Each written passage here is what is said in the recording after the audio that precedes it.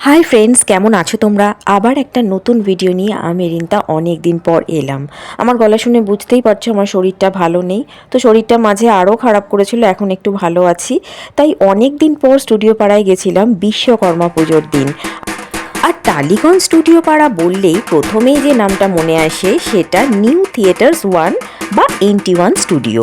এই স্টুডিওটি 1931 সালে BN সরকার প্রতিষ্ঠা করেন। এই NT1 স্টুডিওর সঙ্গে আমার অনেক স্মৃতি জড়িত। আমি প্রথম যেদিন স্টুডিও পাড়ায় গেছিলাম তখন আমি এই স্টুডিওটাতেই গিয়েছিলাম। আর এই স্টুডিওতেই আমি প্রথমবার বড় পর্দায় অর্থাৎ সিনেমায় কাজ করি হরনাথ চক্রবর্তী পরিচালিত ছবি চিরসাথীতে।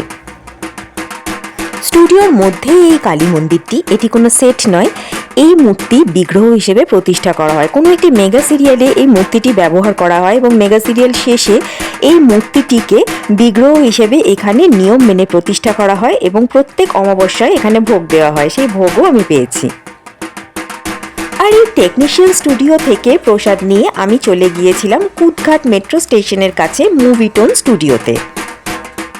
1949 খ্রিস্টাব্দে পশুপতি চট্টোপাধ্যায় এই স্টুডিওটি প্রতিষ্ঠা করেন।